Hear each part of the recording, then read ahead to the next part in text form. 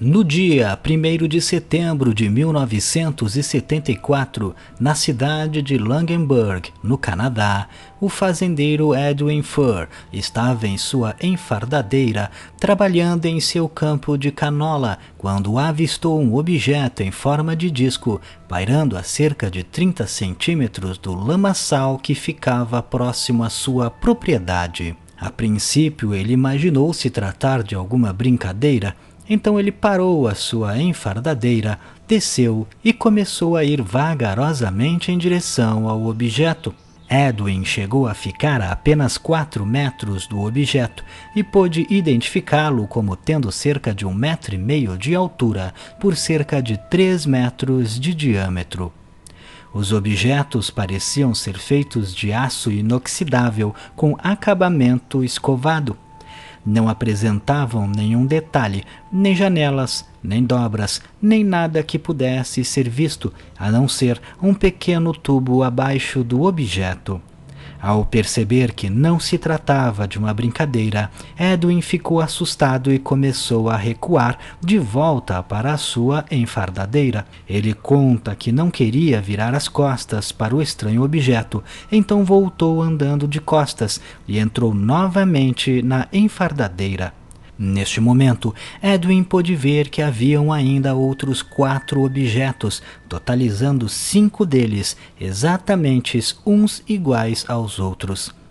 Edwin conta que naquele momento ficou extremamente assustado e com medo e simplesmente congelou, permanecendo parado e observando os objetos.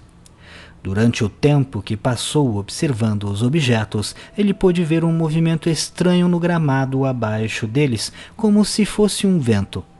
Após cerca de 15 minutos, os objetos ganharam altitude vagarosamente todos ao mesmo tempo, se juntando a cerca de 30 metros de altitude em uma formação escalonada. Em seguida, eles aceleraram em alta velocidade, deixando uma baforada de fumaça expelida pelo tubo abaixo deles e desapareceram no horizonte.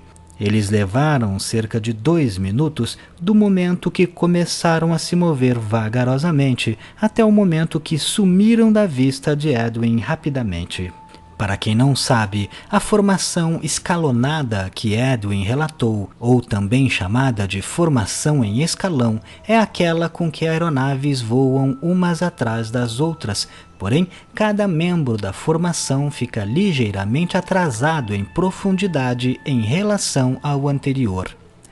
Assim que os objetos foram embora, Edwin foi até o local onde eles estavam pairando e identificou várias marcas no gramado lamacento. Nas marcas, a grama havia sido torcida como se tivesse sofrido algum efeito de turbilhão de vento giratório.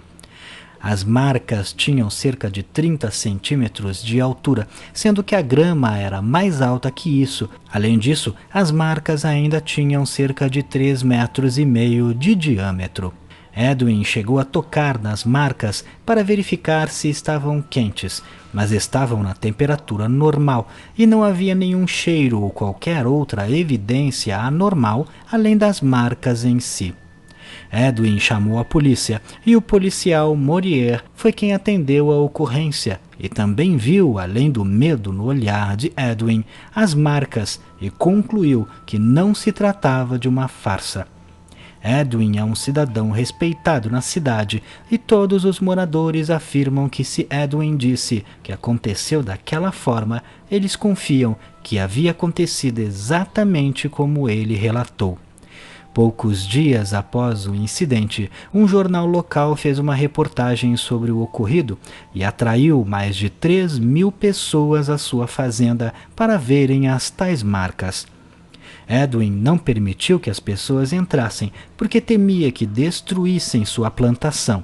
Porém, além de autoridades policiais que puderam ver as marcas e investigar o caso, ufólogos do Centro de Estudo de OVNIs de Illinois foram até o local e constataram que não havia nada que pudesse contestar o relato de Edwin e, por isso, ele era válido. Neste caso, temos o encontro de um fazendeiro com naves que talvez não fossem nem tripuladas. É raro avistar vários OVNIs pousados ou próximos ao chão. Na maioria das vezes, há sempre um, no máximo 2 objetos. As naves possuíam características e capacidades de voo muito avançadas para o que se encontrava em 1974. Por isso, podemos supor que a origem do fenômeno é provavelmente extraterrestre.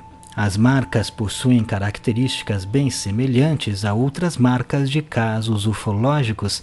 Sempre que um objeto é encontrado pousado ou pairando sobre alguma vegetação, esta normalmente costuma apresentar estas características de grama amassada e em formato circular.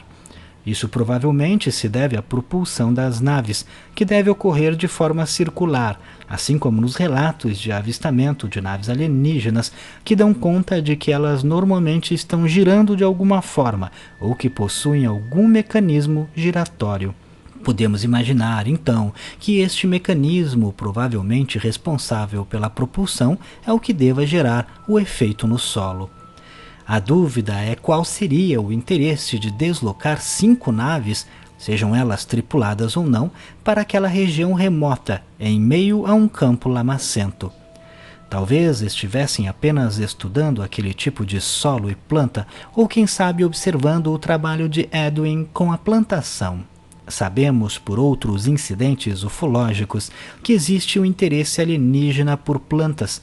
Podemos também associar isso aos círculos encontrados quase todos os anos em plantações do mundo inteiro. É fato que existem muitas marcas em plantações que são falsas, mesmo que muito bem feitas, mas existe um número considerável que não possuem uma explicação satisfatória que não envolva um fenômeno ufológico. Mas e você? O que acha? Não deixe de comentar. Se gostou, clique em gostei. Não esqueça de se inscrever no canal, vire membro se puder clicando em Seja Membro e me siga lá no Instagram.